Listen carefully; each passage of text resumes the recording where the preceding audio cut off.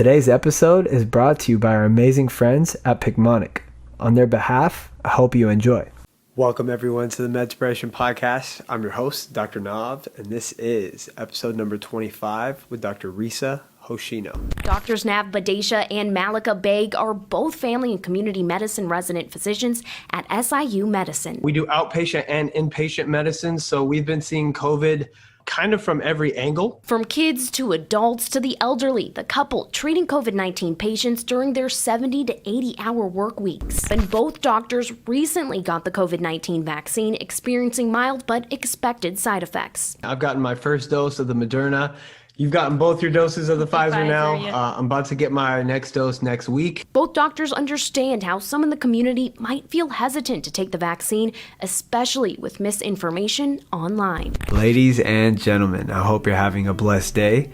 Thank you so much for pressing play and tuning into the MEDspiration podcast, where our goal is to help you bridge the gap between medical science and your mind, body, and spirit. We're about a year and a half into this pandemic, and I've had the unfortunate experience of seeing how this virus has affected nearly every age group.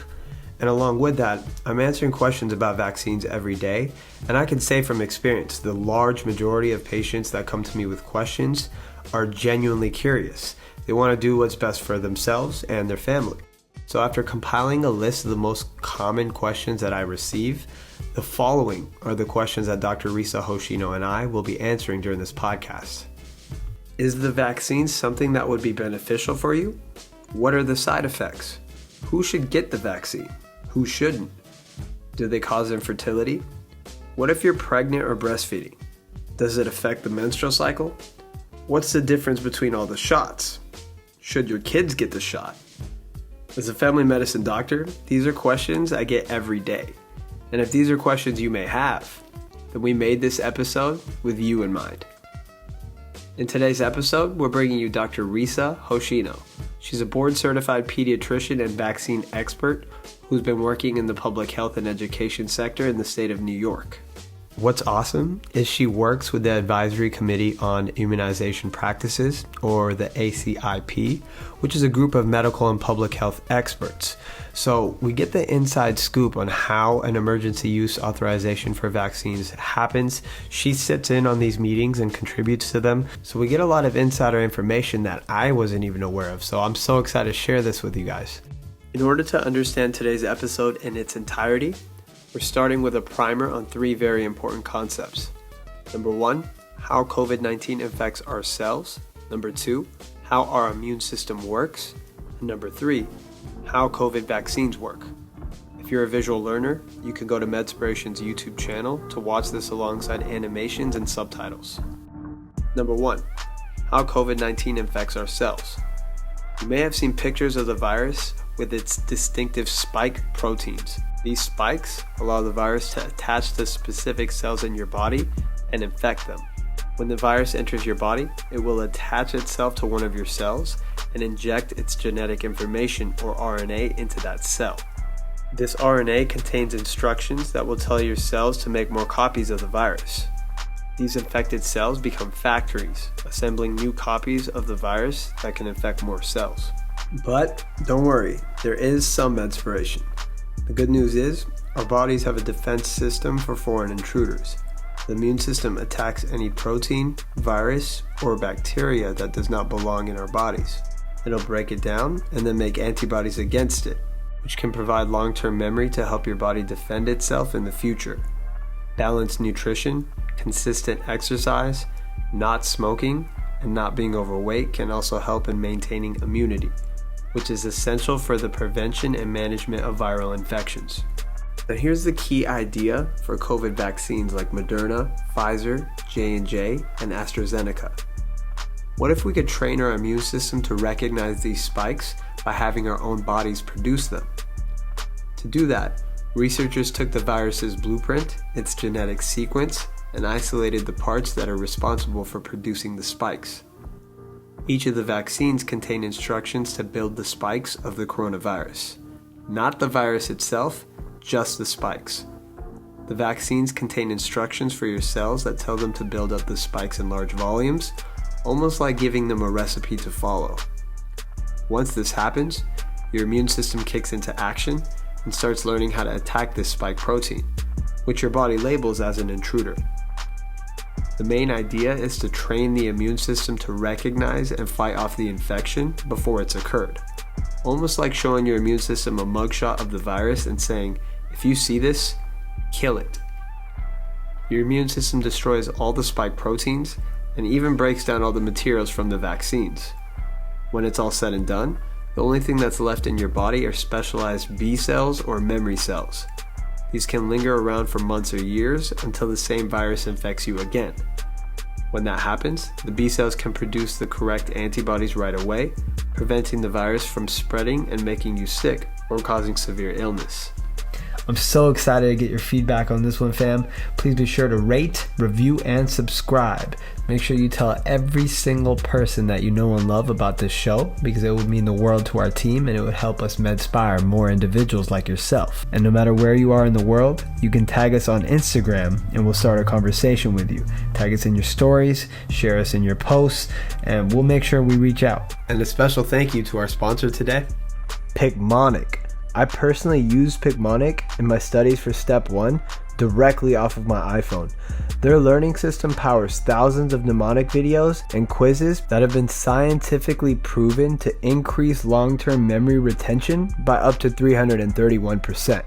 And trust me, they're not lying. There was things on the USMLEs that I would have never remembered if I didn't remember the Picmonic. It sounds crazy, but it's kind of like Cliff Notes meets Saturday morning cartoons for higher education. They help med students, NPs, PAs, PharmDs, RNs, LPNs, paramedics, and pre-med students rock their course exams, boards, and become more competent healthcare providers. Picmonic has partnered with MEDspiration to help make learning and memorizing easier than ever. So I know the CEO personally, and we got you a pretty sweet deal here. You could check them out for free. If you sign up, you'll get instant access to a free video and quiz every day, no credit card required. You can use the promo code MEDspiration for 20% off any premium subscription. Again, guys, I would really recommend checking them out and trying out their resources. I promise you won't be disappointed. We'll have a link provided to you in the description below. And now, without further ado, let the MEDspiration begin. Dr. Risa Hoshino, welcome to the MEDspiration podcast. Thank you so much for joining us today. I want to start by acknowledging the effort that you've been making in the public health and education sector since the surge of the pandemic. I've found myself sharing so many of your educational posts related to vaccines, and I'm really grateful for the work that you've been doing. That's why today my intention is to hopefully answer the most common questions and topics that are related to COVID-19 and the vaccines. So without further ado, can you please introduce yourself? Yes, hi. Thank you so much for having me. I really appreciate it. I'm a huge fan of your podcast, so thank you so much. So hi, I'm Dr. Risa Hoshino. I'm a pediatrician working in public health. And, I went to NYU Medical School and went to Mount Sinai Pediatrics residency after, where I did a lot of vaccine advocacy. And now I work in public health for the past 4 years. And it's been a journey. This pandemic has really shown me what we can do with public health and, just how we can change people's minds through health education made simple. So that's what my platform is all about. And I really appreciate you helping me to get the word out, because this is a really pivotal time. Absolutely. And I'm just curious, what got you on Instagram and educating on Instagram? Because lately you've been doing such a great job with it. I was wondering what got you on there. Yeah, so actually it was last October. I had been on for a couple months before, but vaccines had been, the word was coming out that vaccines were being developed. And I saw a Pew Research poll that showed that only 21% of Americans would get the vaccine if it was approved. And I saw that number and my heart just dropped. Yeah. I said, how are we supposed to get to herd immunity if, we need 70 to 85% of the population vaccinated before we get there? So I decided, I'm going to try to gather as many like-minded people as possible and start a movement. So I just made a hashtag. I was like, what is this? What's a hashtag? HCW for science. And then, we're going to say that healthcare workers are banding together and we're all going to get the shot and we're all going to do okay. And we believe in science because, that's what we're all about, right? And I just started writing more posts about it. I started to try to make more shareable content. And yeah, I just all of a sudden got all these followers and it just kind of went from there. And then people started to call me the shot queen because because I was, just really trying my best because I wanted that number to go up. And actually we got a pretty good now, as lots and lots of people are getting the vaccine. It's about like 50% acceptance rate, which is pretty great. And we want it to be higher and higher, obviously. So yeah, no, I'm right there with you. MEDspiration we got on Instagram like back in 2014, and we were one of the first Instagrams that was doing like free open access medical education, and it was such a cool platform when we originally started using it. And then now I was kind of looking at where things have gone, and we've gotten information overload, and I was kind of shocked and a little disappointed because I noticed how many anti-vaxxers there were and how much pseudoscience there was and how much misinformation is passed around. So that's where I'm like really grateful that we have physicians and scientists on these platforms too, because honestly, in my opinion, it's our responsibility to make sure that the right information is actually being given to the public, Yeah, it's hard work. It's not easy. Yeah. And I think, I'm up all night sometimes reading these research articles because I feel, yes, this responsibility. And it's sad that it does fall upon us because we have, as doctors are very busy, but it does fall on us because, there's really not enough good information out there because of these anti-vaxxers who, spread misinformation. I thought I'd be more, talking about science and things, but I'm just debunking these myths. Yeah, really though. Yeah. Well, it's working and, hitting the most common topics. And that's what I'm hopeful to accomplish here today. First place I want to start is, what's the history of COVID-19 and RNA vaccines? When did the research first begin on them? Yeah, so actually, a lot of people think it's new, but mRNA research has been going on for a very long time. 30 years ago, we actually started looking into mRNA and how it can maybe induce the immune system. And so it had been shown to induce a cellular immunity back 30 years ago. Wow. So yeah, it's pretty old technology if you look at it like that. In 1995, the first cancer modified antigen mRNA vaccine was created. And so actually in 2009, mRNA was used as cancer treatment at that point. And then even 8 years ago, we had actually started giving mRNA vaccines to trial participants. So we have about like 1,280 vaccine trial participants who got an mRNA vaccine in their arm, and they're doing okay. So, I want to just kind of reassure people, it's not just like, oh, it just came out of thin air. It really, scientists worked really, really hard on this. Oh, wow. That's cool. Actually, that's new information to me. I was aware that the original SARS, that there was research done around that time, and there was talks about creating an RNA vaccine for that SARS, which I believe was like 2003. And, going 30 years back, that's even cooler. Question number 2, how does the data on Moderna and Pfizer vaccines look today as of right now? And is it true that vaccinated individuals have a lower risk of hospitalization from severe COVID compared to our non-vaccinated counterparts? It's true. Absolutely. The data is looking amazing, better than I ever thought possible. Yeah. Right now, mRNA shots are 90% effective in preventing SARS-CoV-2 infections, both symptomatic and asymptomatic. So you can't give someone a virus that you don't have, right? Yeah. So even asymptomatic infections. So very, very, very good. And we have seen much, much lower rates of hospitalizations, much lower rates of death. And so really you're protecting yourself from hospitalizations and death. And that's what we really care about. Yep. We do care about, of course, symptomatic, asymptomatic infections, but really we're trying to prevent death and hospitalizations, which is what this pandemic is all about, right? So that's really, really important. And even the breakthrough infections that we're getting, of course, these shots, all of them, they're very effective, 90% effective, but they're not 100%. But even so, it's so rare to actually catch COVID with this. It's like 0.007% or something after you get vaccinated. So very, very rare. And we're just so lucky to have these vaccines. Yeah, we really are. I've had, I think, one co-resident who got one shot of the vaccine and ended up still getting COVID. Wasn't hospitalized. Everything was fine. And, I finished medical ICU last month. And, we've definitely seen a dramatic drop in the amount of patients that we're seeing with COVID in the ICU, but they're still there. And I still had a big amount of patients die last month, and it's heartbreaking. I don't recall anything like this before COVID, where people were just dying of this respiratory failure and respiratory distress that we're seeing with COVID. So I think it is really important to note, these vaccines, they're very good at preventing hospitalization, and that like you said, I think is the biggest goal with the vaccines. What's the difference between the mRNA vaccine and the adenovirus vectors? So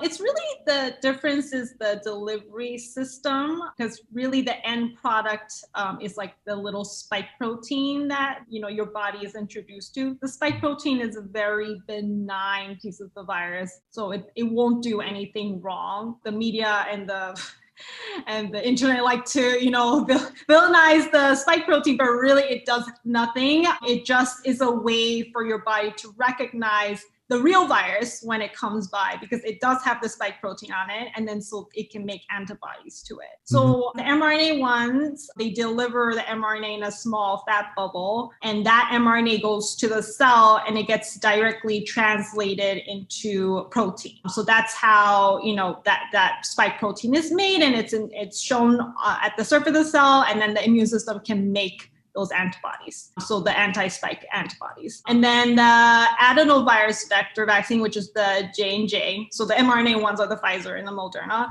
J&J is the non-replicating adenovirus vector, so it does not replicate, it's not harmful whatsoever. It's just the vehicle for so instead of mRNA, it's DNA. It's a vehicle that is being brought to the surface of the cell. It's injected into the cell using the adenovirus vector. And then that DNA is then transcribed to mRNA. And then it goes, it's basically the same after that, because you're making spike protein from mRNA. Okay, that makes sense. Now, do they affect your DNA? Do they change your DNA in any way? Absolutely not. There's no biological way that can happen. So mRNA doesn't even go to the nucleus, so it can't.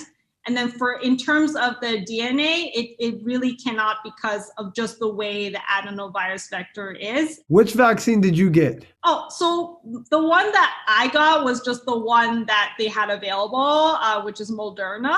And Dang. Yeah, but I would have been happy with any of them. We are so lucky in the US to have such great vaccines. Yeah, and I'm Indian, and my parents are from India. And like right now in India, it's bad. And I think their vaccination rate, it's like 2%. I think it's important to note, like, we're privileged. We have access to the vaccines. The people in India, it's a 2% vaccination rate, not because people are like, we don't want the vaccine. It's because they don't have access to it, So, and we got a lot of first world problems in this country for sure. Yeah, we're privileged. Yeah. And it shows, right, with the messaging. I mean, it's really, really sad. So yeah, and my husband's also Indian, so we do have family over there. It's really just... It's terrible right now. Yeah, it's really sad. So as far as like most common side effects when you're given the vaccines, what are they? Yeah, so most people would get like some kind of injection site pain, and so be a little tender. And I would say all the symptoms I talk about are more so for Moderna and Pfizer, and then like J&J have those as well, but it's just less. And then fatigue, headache, like kind of flu-like symptoms, like headache, muscle aches, chills, fever. But again, I do have like a nice little chart that I put up, that I made on my Instagram, and it just kind of lists all of those. And I also even have a symptoms highlights, because there will be other things that come up, like nausea, things like that. And I think people like to hear it, just hear that other people are going through this as well, because, it's stressful. I mean, it's a stressful time, and you're sick and you're not happy. So I have that kind of highlight to help people. Yeah, agreed. That's kind of what I experienced. So the first shot, I got the shot about 3-4 hours later. I could definitely feel I couldn't lift my arm. So it was pretty rough for me. I couldn't abduct my arm past 90 degrees. So I was like, okay, this is pretty rough. I exercise 5 times a week. So I still ran a mile. I noticed I ran a mile just a little bit slower than I usually do. But overall, I felt fine. I didn't really get any side effects other than arm soreness and a little bit of fatigue from the first shot. Yeah. Second shot kind of knocked me on my butt though. Yeah. So about 6 hours after I got it, I started feeling muscle aches and pains. And I kind of made the mistake of being I'm still going to work out, so I still exercised, did my high intensity stuff. But then when I finished, I was I don't know if I feel so good. So I ended up taking some Tylenol, drank some water, had some dinner, and then I went to sleep. So when I went to sleep, I woke up in the middle of the night. I had some chills. I felt really, really cold. I was trembling, but I was sweaty. So I was oh man, it's kind of terrible. Woke up. I took some Tylenol, took some water. And then by the time I woke up, I was feeling better. And I think one of the best things that I try to tell my patients all the time is that this was a good response. This means that my immune system ramped up and it was reacting, and it's gaining memory from that. It's learning from what it's breaking down. And it's our immune system that actually does that. So what was your experience with the vaccine? Did you have a lot of side effects? Absolutely did. And I kept telling myself the same thing, that my immune system's making antibodies. Yeah. This is a good thing. I feel miserable, but it's a good thing, because I had actually pretty strong symptoms for the first shot as well. I started to get head, all the things I just said, plus some nausea, and I was pretty tired, and that lasted maybe 2 days. And then the second shot, it really knocked me on my butt too, and I was febrile. It was 103 fever. Wow. Yeah. I had to take some Tylenol, and that I want to just say Tylenol, Motrin is okay. It's not going to blunt the immune response. A lot of people think that it will. You just shouldn't take the Tylenol, ibuprofen beforehand. Yeah, that's what I tell my patients. Yeah. It should be after you get symptoms that you can't really handle. My husband had a headache and he just slept through it, so I was okay, fine, we don't need to give the Tylenol. But for me, I had bad headaches. It was, and it's okay. Like you said, it's totally normal, and a lot of people get that. And if you didn't get it, it's okay too. If you didn't get any symptoms, it's okay too. You are still making antibodies. Just everybody has a different body and reacts differently. How long did these side effects last for you? The first one was 2 days, and then the second one, I think it was maybe 2.5 days. Yeah. Yeah, it was about it can go up to 5 days. Yeah. Or even longer. Some people have even longer symptoms. So I just always try to normalize it for people, because it is a scary time for everyone. It's a pandemic. So I just kind of reassure people. Yeah, no, agreed. And I actually had a headache for almost a week and a half afterward. And it was really light. I couldn't feel it throughout the day, but sometimes if I made a quick movement, I could still feel a little bit. So, other than that though, I'd say about 12 hours is where I had the really, really bad signs. That's right. 12 hours. It's 8 to 12 hours for most people. It was like clockwork. Yeah, exactly. And it's I kept telling myself it's better than getting COVID. That is exactly what I tell people. It's better than COVID. People who had COVID, they when they get the shot symptoms, they're this is nothing. COVID was way worse, and even if you, let's say, were asymptomatic, a lot of people were asymptomatic with COVID and still have issues now, still have problems breathing and things like that. It's a very weird virus, and we have to do everything in our power not to get it. Yeah, and I've had some people that barely had any a headache for a day, and they actually tested positive for COVID, and then they were fine. But then I've had friends who were 30 that ended up in the ICU on ECMO who barely made it, and then especially it's it's different because I feel like a lot of people haven't been allowed in the ICU, you know? So like, because people have been so isolated and they haven't actually seen what the ICU looks like with COVID. Yeah, it's really heartbreaking when you're actually in there. And like, you know, when the families can't come and see the patient unless they're like terminally ill, it's something that definitely is,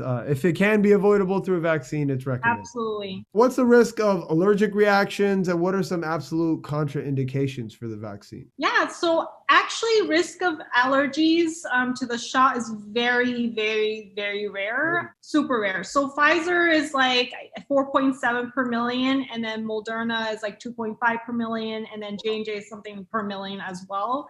And, you know, the most important thing that I tell people is if you have a history of allergies, don't think that you can't get the shot, right? So I'll go over like the complicated stuff, but there are only a couple contraindications, meaning you absolutely cannot get the shot. So if you have an allergy to an ingredient in the vaccine, so you have to look to the ingredients. I have a list of ingredients on my Instagram as well, but it's really not that much in there. It's just like mRNA and a fat bubble and a buffer solution. So it's really not much in there. You know, there is like PEG, which is a type of fat that very, very, very few people have, you know, an allergy to, and polysorbate, which is in the J&J vaccine. So other than those, like food allergies, drug allergies, all those people can get the shot. And then the other thing I say is that if you've had an allergic reaction to a vaccine or an injectable before, then definitely talk to your doctor, because they may be able to advise you, okay, that, you know, that vaccine didn't have this stuff, so you can get it, or,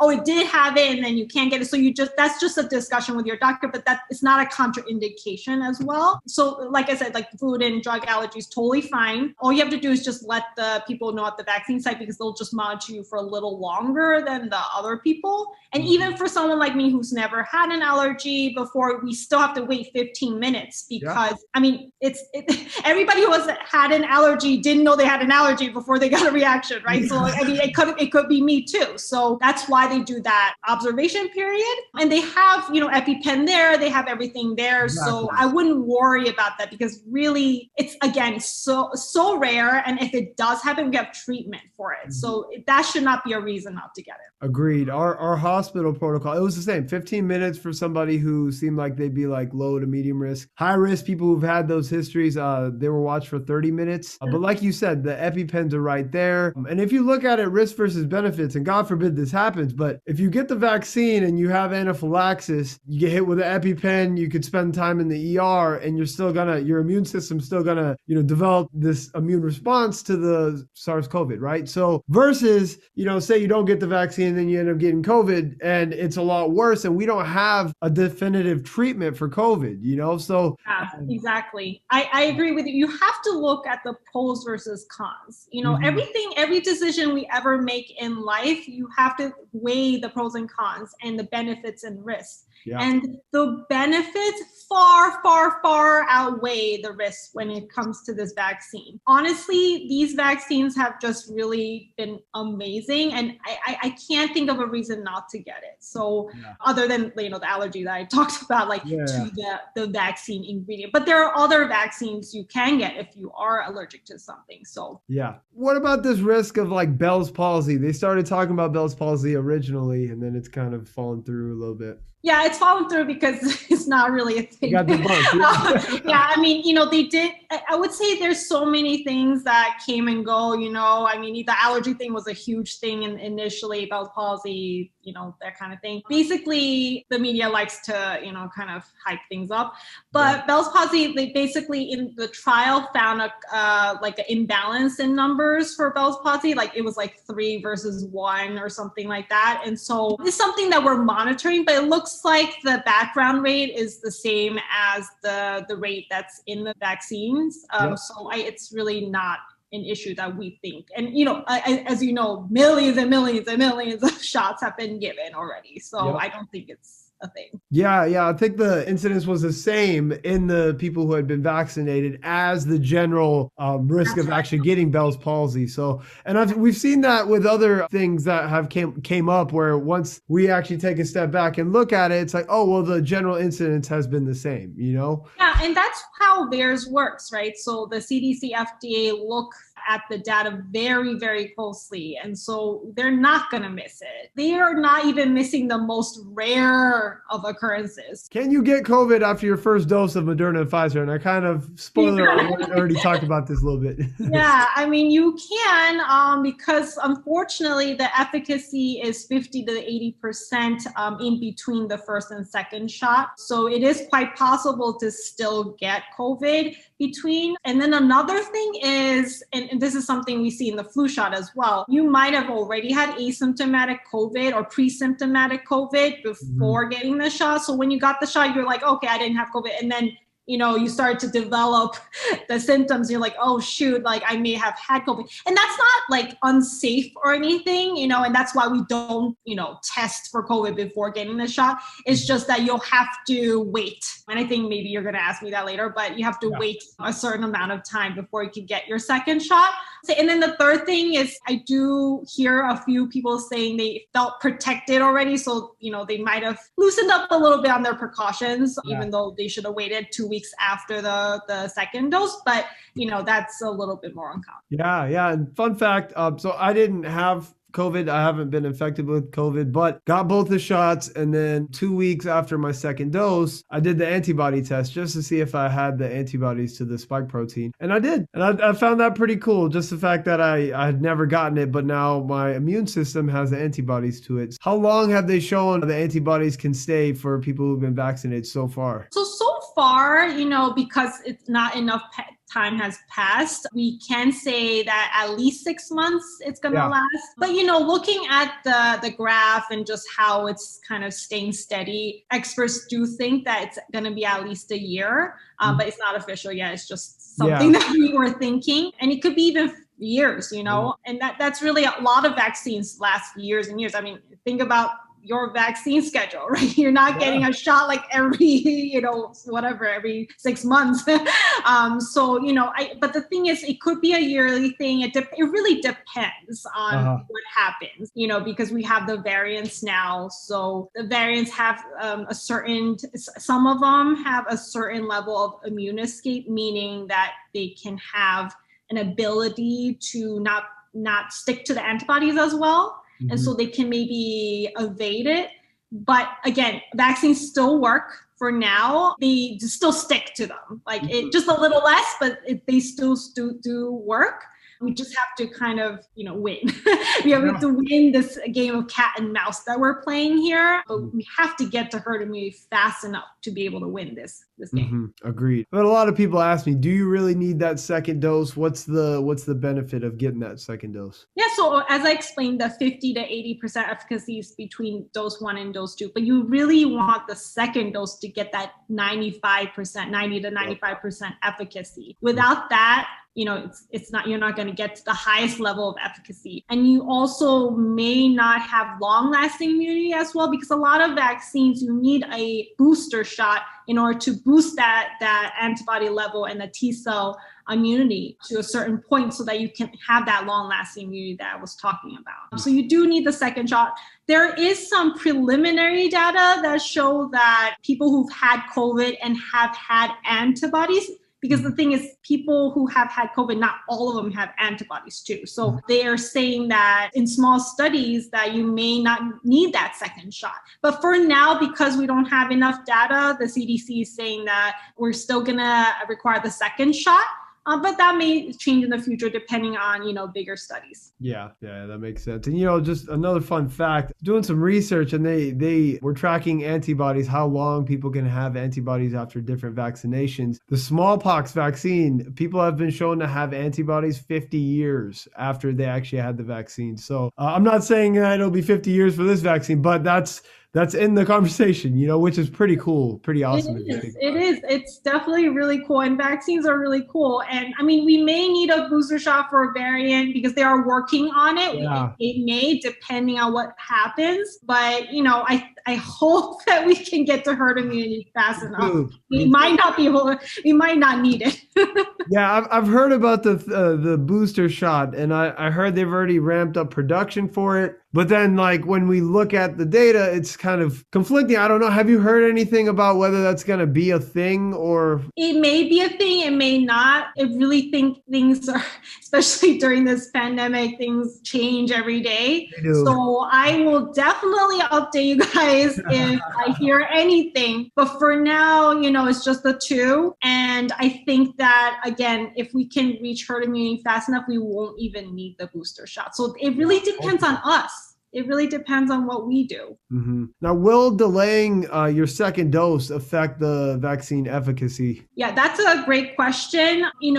The trials did look at 21 days for Pfizer and 28 days between the first and second dose for Moderna. So for now, because we found the efficacy using those intervals, that's what the CDC is recommending. Now, the CDC also says that you can delay it up to 42 days because there has been data that shows that it's still effective during that period. But they do recommend like a 4-day wiggle room period where you can get the shot like 4 days, earlier. So like 17 days for Pfizer, like a wiggle room period. But they do recommend, like, if you had a choice, try to get the later one, because actually vaccines in general, they work better if you actually space apart the first and second dose. So for example, AstraZeneca, they found that 12 weeks is better than 4 weeks. In terms of efficacy. And all our vaccines in the vaccine schedule, we try to,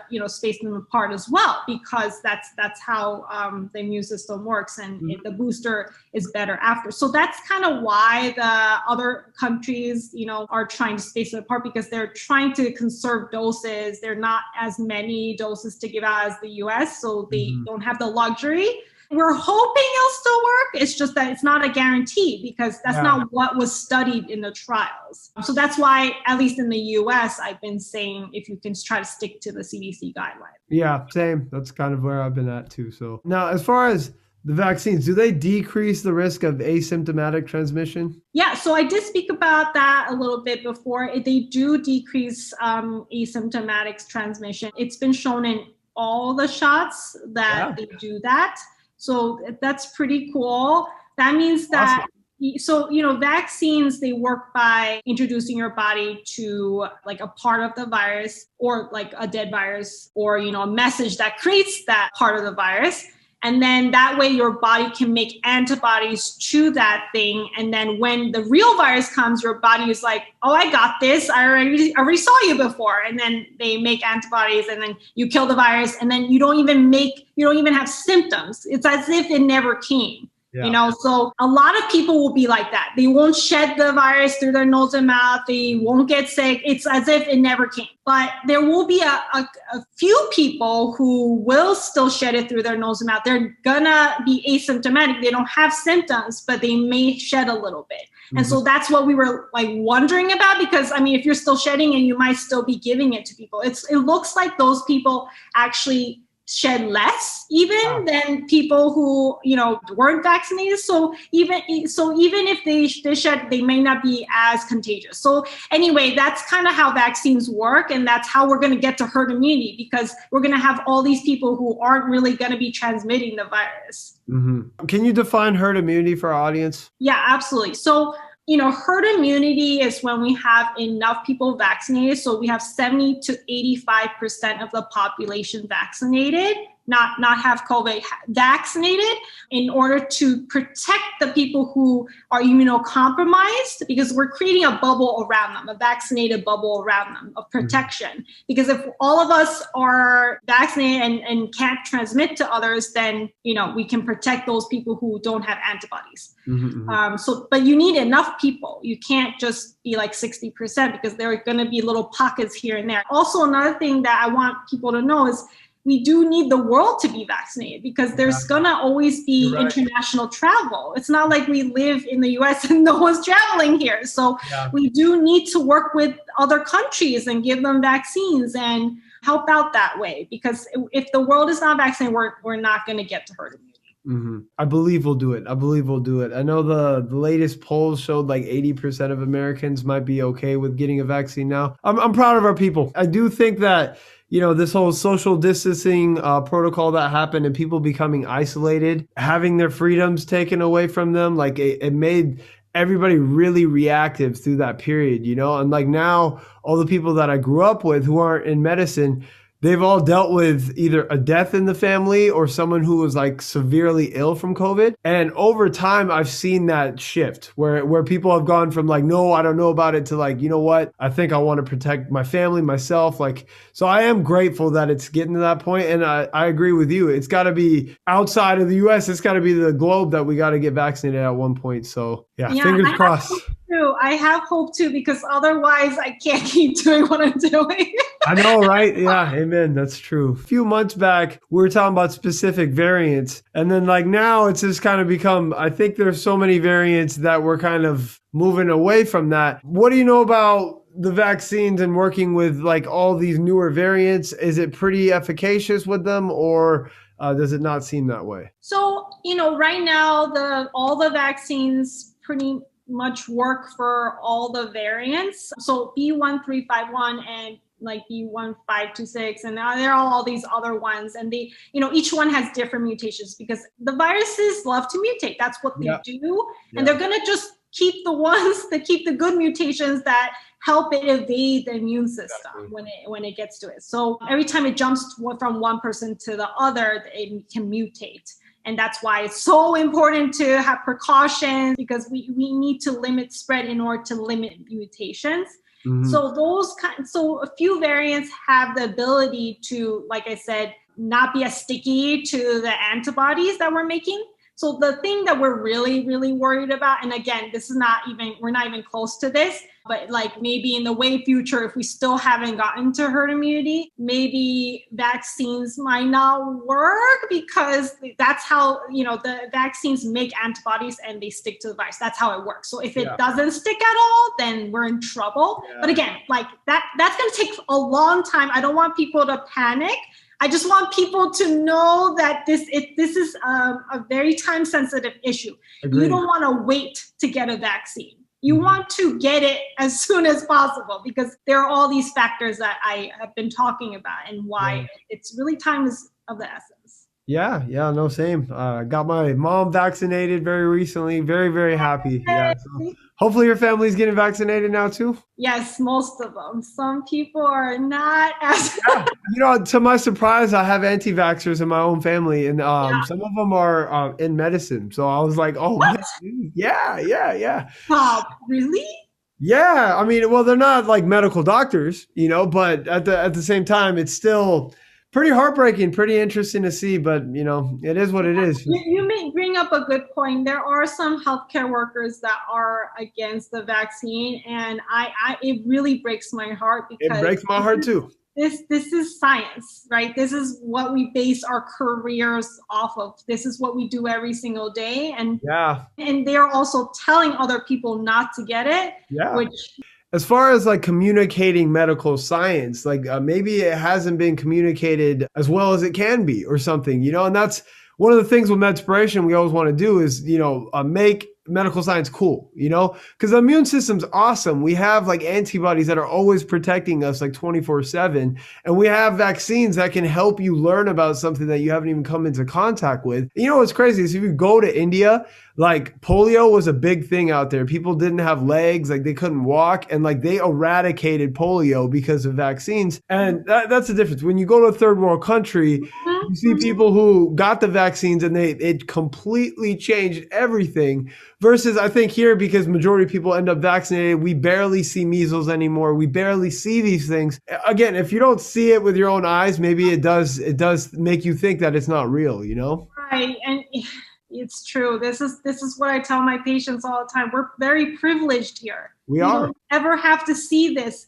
And so I have had to convince people polio existed. Right. Yeah. That's why we get the vaccine, to keep it from coming back. And people don't believe me. I have to show them pictures of actually this happening to us. Yeah. And so, yeah, it's hard and hopefully, I'm hoping that the silver lining here is that people see that vaccines do work, that we need it. And Exactly. hopefully my job will be a little easier later because I still need to give my vaccines to my patients. I still have vaccine hesitant parents. Oh, yeah, absolutely. You're a pediatrician. I'm a family medicine doctor. Together as a unit, our specialties, we're responsible for all the kids in the United States, right? So This next one, it's big for all the parents in the United States. The CDC, they announced that they're adjusting the guidelines to include those ages 12 and up in the vaccine participation. So can you tell us more about that? Absolutely. We are so lucky to have gotten this authorization. So it's the FDA emergency use authorization for 12 and up. 12 and up can get the Pfizer shot. Mm-hmm. And really this authorization, I just wanted to say that it's very stringent process. They actually have to get the DSMB, which is the Data Safety Monitoring Board.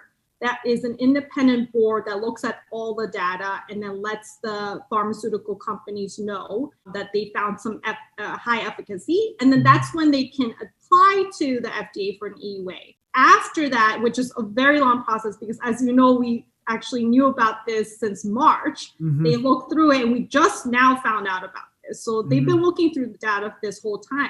ACIP, which is the advisory committee of immunization practices, is the expert panel that looks at the data again, full of experts, including pediatricians, because as you know, pediatricians are the experts for kids and vaccines, actually. And they deemed it safe and effective, as well as American Academy of Pediatrics, too. I just got back from a meeting from there last week. Everyone's on the same page about this. We are really excited.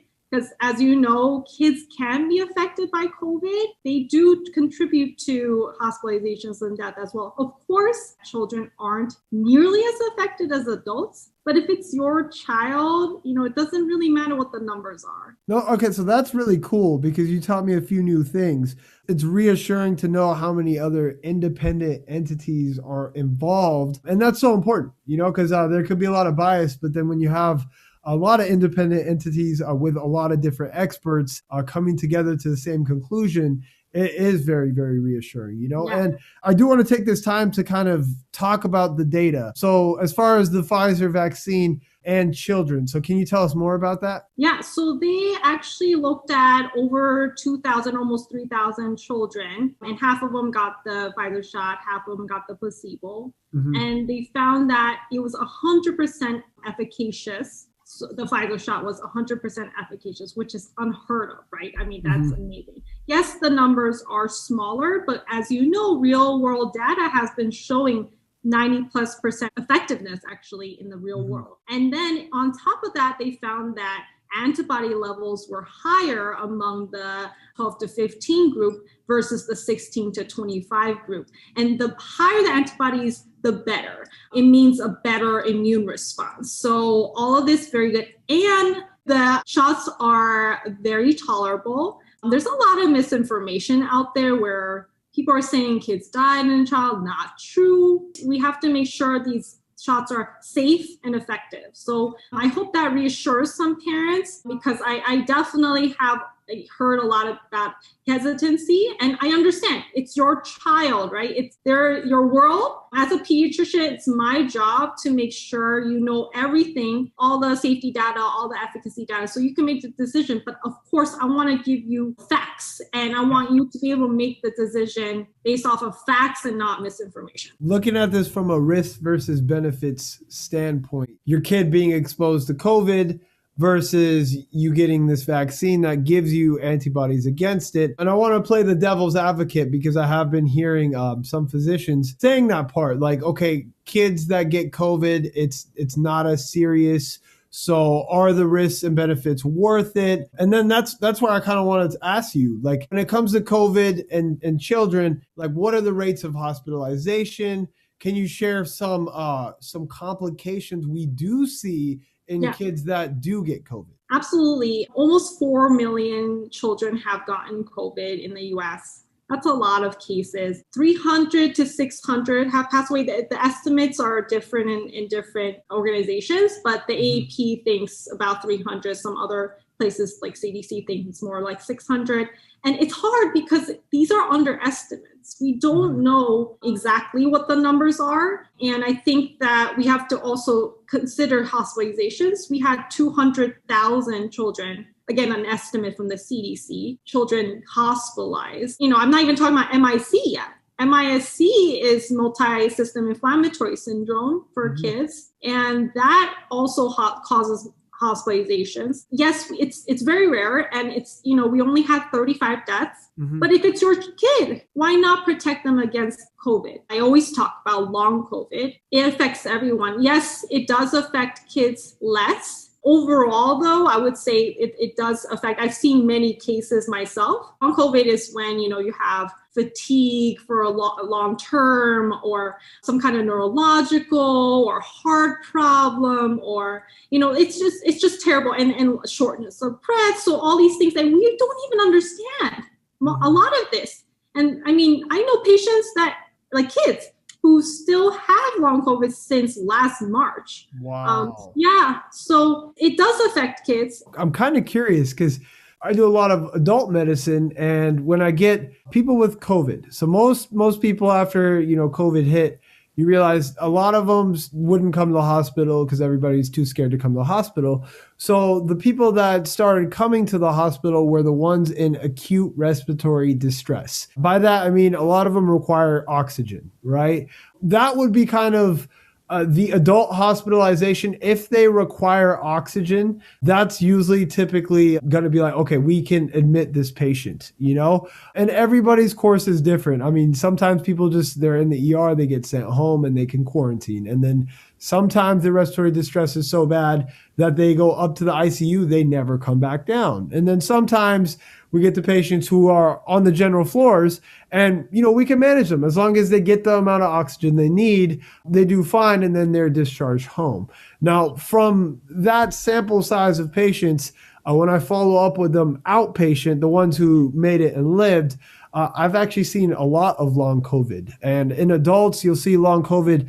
Some of them, they continue to require oxygen even after. And that's really interesting because a lot of them, they were on room air. They never needed oxygen before that. We do see multi-system inflammatory syndrome. Yeah, in adults as well. Yeah. A lot in adults, and it manifests in any organ. It could manifest in any organ. It can happen months later, and it could be, continued for a long period of time. So with the kiddos, is it similar with hospitalizations? Is it mainly respiratory distress, or what do you guys see? Yeah, it's respiratory distress. Usually I would say the older group is more high risk in general. So teens actually perfect group to give this vaccine to. We do see complications like heart conditions and neurological conditions in the ICU as well.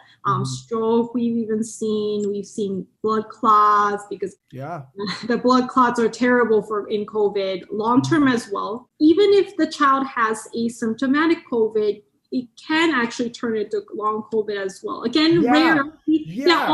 All of these things I'm saying, it is rarer in kids. So I don't want people to say, but you said, but I just wanted to point out that these things can happen to kids as well. And again, we want to. It's important, and we're both people who have a sample size of we see so many patients every day. Yeah. And these are real life examples, and that's really, really important because I mean, if there's a parent that's listening, and you want to protect your child, at least you could hear a family medicine doctor and a pediatrician talking about it. Yeah, both of us see kids.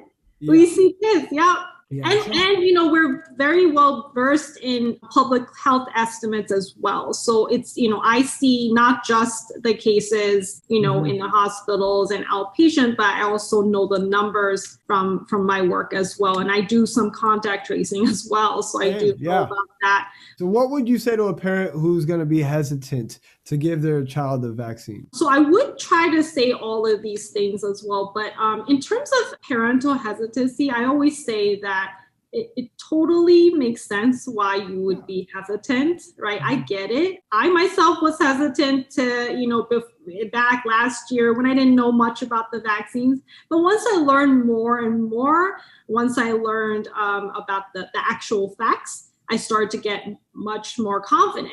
And so that is what my job is to give you the information so that, you can become more confident. If someone has questions, I'm open to that. And I don't, shut it down easily, because everyone has questions. I mean, they're hearing all sorts of crazy stuff on the internet, and maybe not even crazy stuff. I mean, I know some physicians who have been talking out against the vaccines for children, and I was surprised to hear that, since they're not pediatricians, they're not family doctors who do this every single day. I want to help give my expert opinion in public and in pediatrics and in vaccines. Let's say you're in the ER and you have asthma. You need treatment. I'm not going to go, oh, do you want albuterol? You can choose albuterol it's more like, let me talk about why this albuterol is going to save your life. I need to do this. If they're going to say no, I'm going to keep trying. I'm not going to stop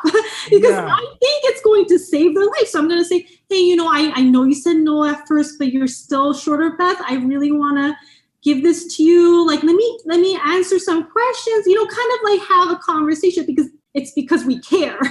No, that's great. I mean, same thing. It's funny because I had that today in clinic. But it's an everyday thing for me. Yeah. Right. I do celebrate the parents that are hesitant, because I realize sometimes I have mom and dad and they're both hesitant, but they came to the doctors, and they're asking questions, and I always acknowledge them, because I'm like, that hesitancy comes from wanting to protect your kid. It comes from love. Big question here. When and where can we take off our masks? It's the hottest topic out there right now, as of today. A lot of people are living right now. Yeah. So, I think there are multiple sides. I think that it's also hard because a lot of experts have different opinions. I mean, I haven't actually heard one person share the same exact opinion as me. I mean, maybe similar, but I think even maybe my opinion would be a little bit different from yours. So I've heard all sorts of things, and I think I just want to first to say that the CDC made these guidelines because vaccines are safe and effective. That is true.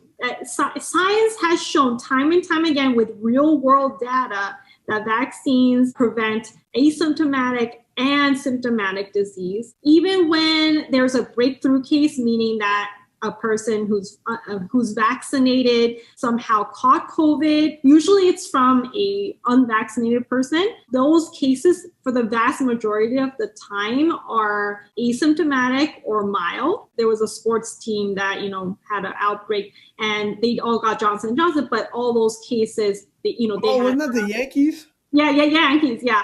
They had gotten it from one case, who had not been vaccinated. Oh, no way. I didn't know that. Yeah, and then basically it was maybe 8 cases, and all of them were mild, and they did not see that it was transmitted to other people outside the cohort. Yeah, so basically it means, right, if you're going to get it and they have a big breakthrough case, I've been saying this since October, actually. But when people would ask me, how do vaccines work, I would just explain it just like that. Those mild and asymptomatic cases have a lower viral load in general. And so then when, that's maybe why they're not able to transmit it as easily as let's say a person who's unvaccinated. That viral load is going to be high in that person. And then they're much, more capable of transmitting that virus. Now, I do think that the communication and the nuances could have been better communicated. We're not saying these guidelines in a vacuum. We're humans, and public health is all about that too, right? Yeah. It's all about how do people react to certain news. I think that we have to remember that there might be people and communities left behind. I mean, as a pediatrician, I always think about kids. Kids are always left behind. Yet again, there are guidelines that don't include children. Parents, may be scrambling to figure out what to do, because now, and my next point is that, trust, right? We have to trust that people will mask if they're unvaccinated. How are we going to be able to verify that? That's not going to be easy. And it's going to be left up to individual businesses to figure that out, which they already have so much burden.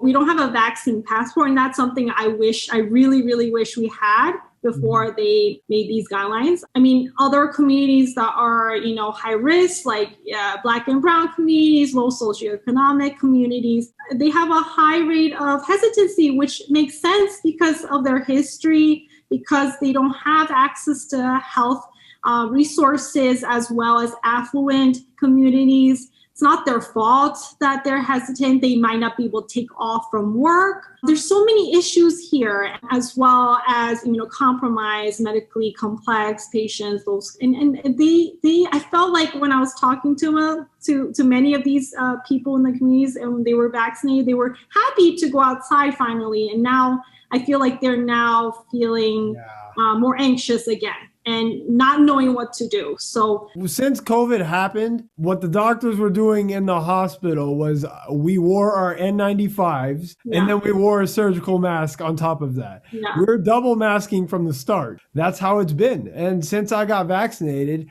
I still double mask. When I'm down in the ER, if I'm in the ICU, I'm with a COVID patient, I'm double masking. I'm wearing my eye protection and I'm wearing the gowns, I'm wearing the gloves, like I'm getting all the way prepared for it, So, and since I've been seeing patients, I can't tell you when I'll feel comfortable taking off my mask and seeing patients. Yeah. Not anytime in the future. I don't think I'll ever stop. I know that this is a big deal for like the general public, but I'm a resident. I spend 80 hours a week seeing patients. So for me, it didn't change much because I'm still going to be masking, and my wife and we went out to eat. I'm still masking. I don't know. I don't feel comfortable unmasking, even though I know I'm vaccinated and I'm probably protected, but I'm doing what I can to protect myself. This was confusing, the CDC dropping this on people, because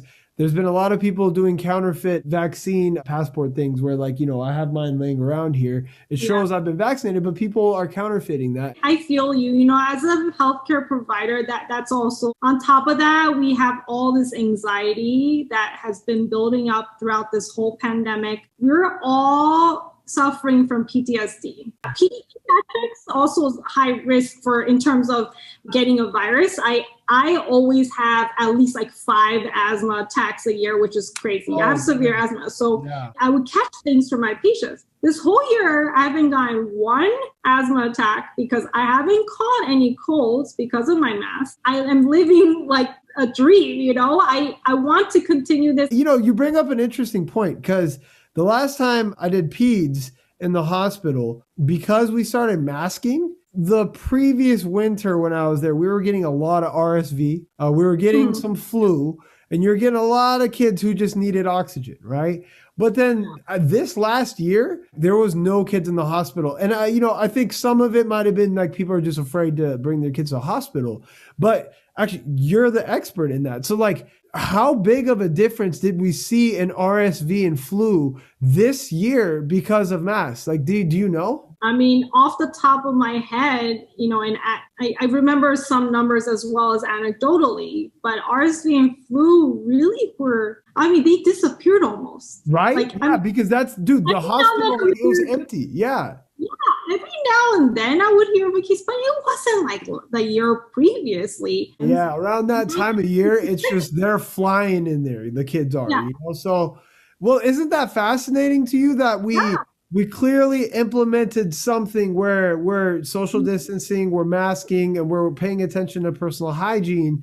I can say I bear witness. It made a dramatic difference in the amount of kids that were hospitalized for RSV and flu.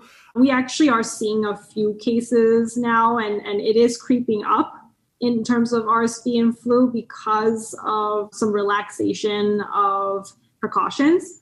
So I do still suggest to my patients, continue to wear a mask. This is especially for kids who have asthma, high-risk situations. People have to realize kids are unvaccinated, and we have to treat them as such. I feel like a lot of people felt like their freedoms were taken away with a lot of this stuff. What I can say is now The vaccines are available. We know that the vaccines can protect you. For the individuals out there who choose not to get vaccinated, who choose to not wear a mask, it's out there for you, and if you chose to protect yourself, you did. If you didn't, you have your freedom. There have been a lot of reports actually about the vaccine affecting the menstrual cycle, and I've had tons of patients mention it as well. So what have we learned, and can it affect fertility? That's one of the most common questions I get too. Yeah, that's the number one question I get. So we have had some reports that some people have, some changes in their menstrual period. Sometimes it's like a change in period flow or cramps or timing or something. And it didn't affect a lot of my colleagues, but I have heard of people, and patients who had that happen. They're worried about fertility. Really, there's absolutely no truth to that. There's no way the vaccine can cause infertility. Absolutely. And again, this change in periods, it can be because actually the endometrium is part of the immune system. So, when we get like fever, we get, muscle aches, we may have an immune response in the endometrium as well. That's temporary.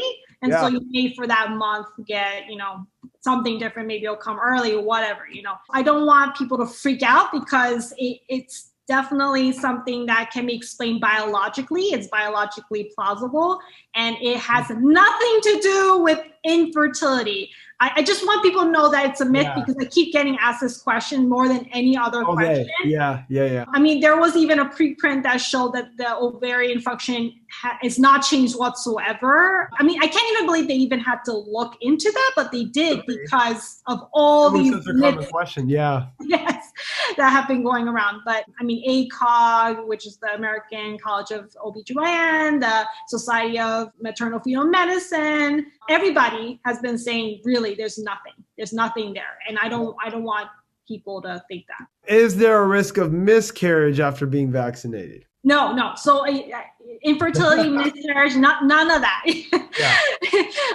There's no correlation. There's no correlation either, no causation for that.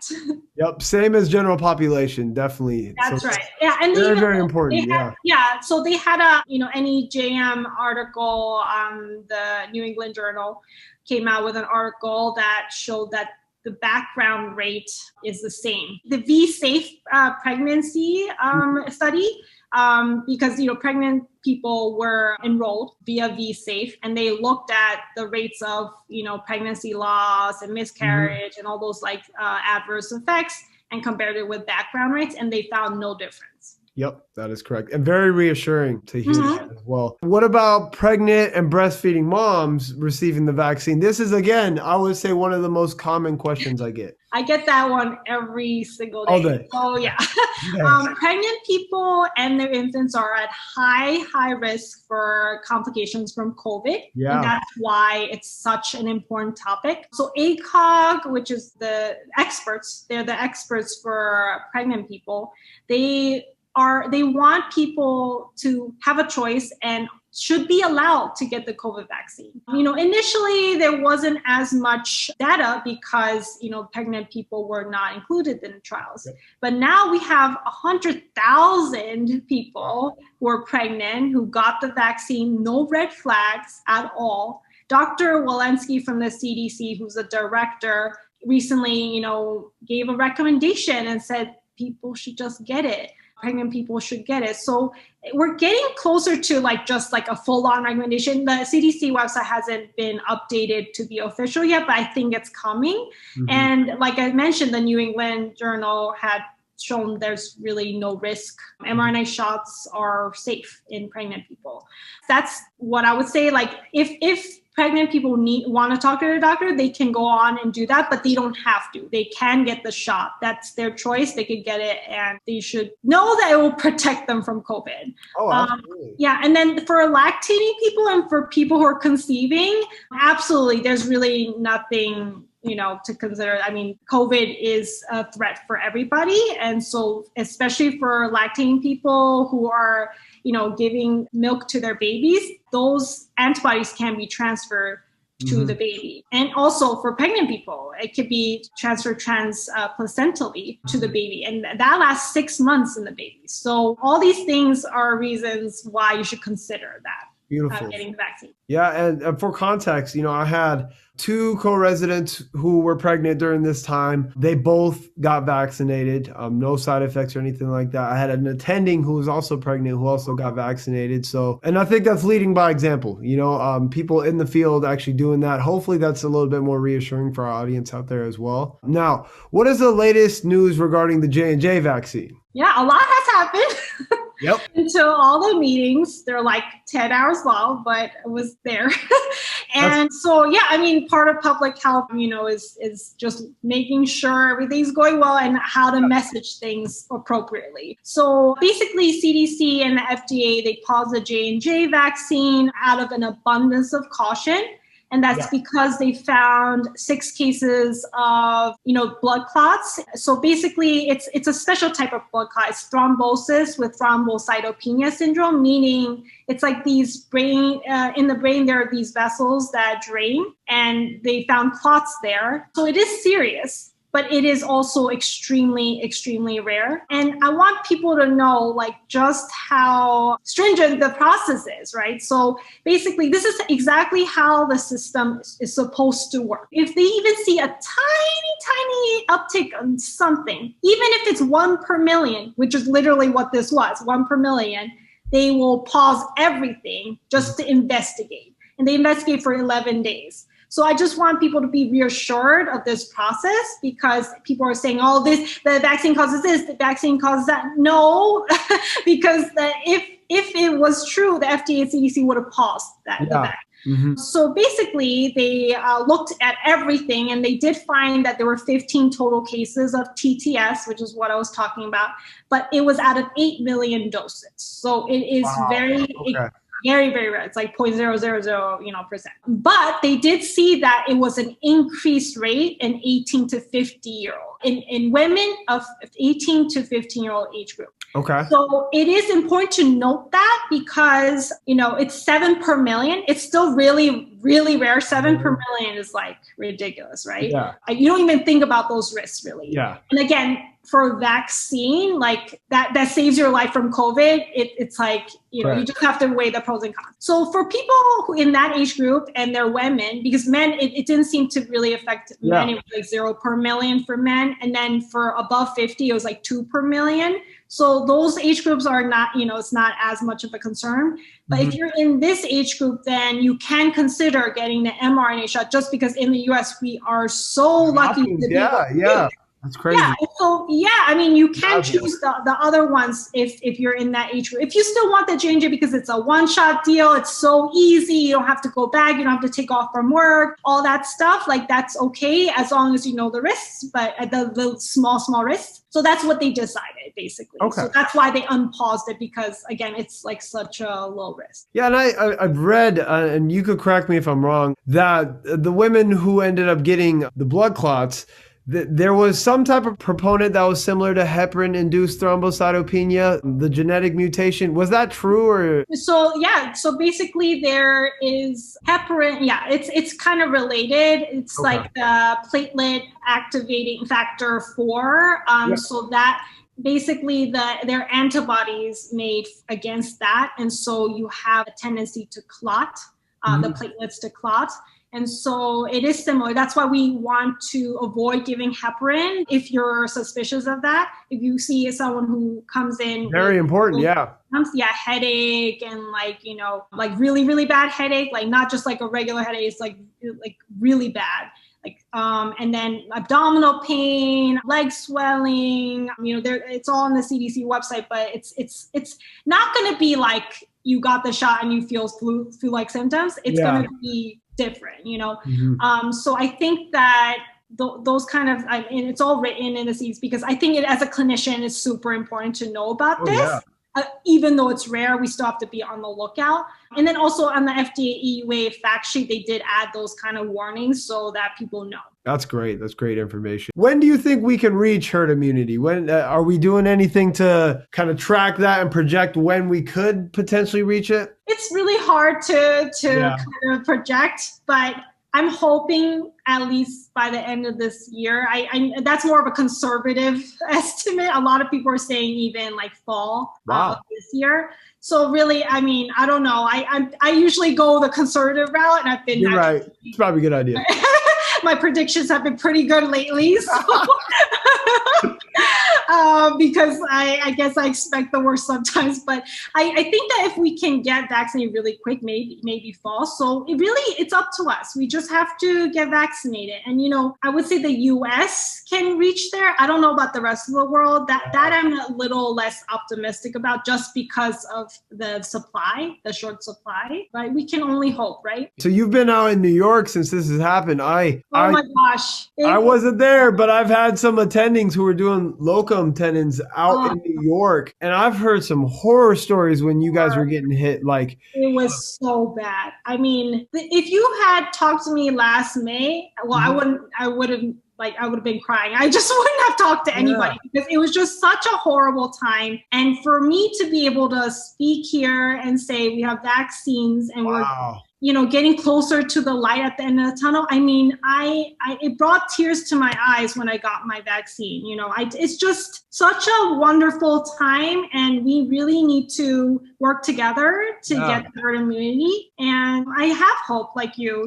maybe not as much as you, but I try to have lots of hope. Same. Like I said, I finished ICU, and my attending who was out in New York, he told me some heartbreaking stories. He said there was a hospital that had like 300 cases of acute respiratory distress syndrome all at the same time. And people were dying like at such a high rate that all the healthcare workers would leave crying every day, not knowing what to do or what to say. And, we got hit pretty hard out here in Illinois, but when I heard these stories, I was like, no, we didn't have like 300 cases of ARDS all at the same time and like run out events and stuff like that. So that was just gut wrenching though. I can't even imagine like the PTSD as a healthcare provider you would have seeing stuff like that, Yeah, it was really rough in New York, and we just didn't want the rest of the US to suffer the way we did. But unfortunately, because precautions were met in some areas, they did have something close to us. And it breaks my heart. It really breaks my heart because history does repeat itself a lot of the time. And I just was hoping it wouldn't. Unfortunately, it's happening everywhere around the world. And I hope that we can get the word out to get these vaccines, because while precautions are important, vaccines really are the way to end this pandemic. The light is at the end of the tunnel. Agreed. And Dr. Risa, you are doing your part. I want to acknowledge you for doing your part because your posts are awesome. They're simple. They're digestible. I share them all the time. How can our audience reach you? How can they get in contact with you and kind of know what you're up to?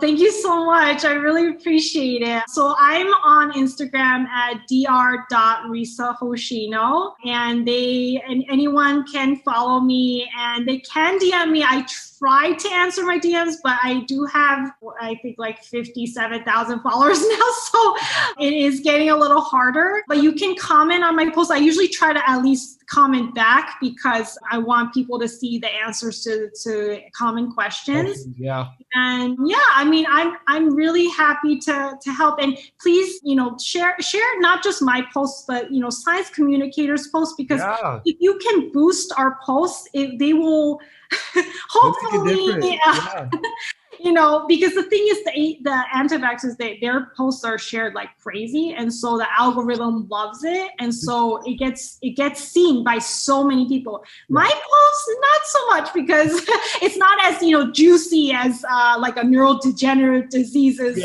or something like that being caused by vaccine, which is not true. That's a myth.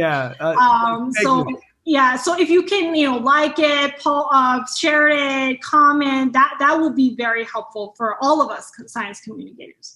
You're so right. I did this huge thing at a conference very recently where I was talking about the benefits of social media and the benefits of healthcare providers having social media and doing education through it. And I was talking about like the anti-vaccine community and how they mobilize and how they have they're unified. And it's unreal, like how much traction they're gaining off of something that's backed with no evidence, So, and that's where I feel like you were saying, it's our responsibility now to fight that, to combat that with real medical science. So our general population. And I've noticed most people, they're genuinely curious. Most people just want to know the truth, and they're very curious, so they'll ask a lot of questions, So those are the people that I feel like we can really reach when we share these type of things with them. They think that we're the ones spreading the misinformation. So it's a toxic cycle. Well, Dr. Risa, thank you so much for joining us. This was really good. This was so packed with information. I can't wait to get this out to our audience. I can't wait to hear what they have to say. So thank you so much for joining us. I really appreciate your time and your energy. Thank you so much. I really enjoyed being with you and talking to you about this stuff. It's really a passion of mine. And I hope that everyone can get vaccinated. Yeah, I hope so too. There you have it, folks. I hope you guys left this one feeling medspired. If you learned something new, or if you genuinely enjoyed this episode, please don't forget to subscribe to our podcast and rate it 5 stars. MEDspiration is a 501c3 nonprofit charity organization. The more you help us grow, the more people we're able to help. Let's make a commitment together, guys, and attempt to be the best possible version of ourselves, no matter what life throws at us, mentally, physically, and spiritually. As always, you know what time it is. It's time to get out there and to do something medspiring.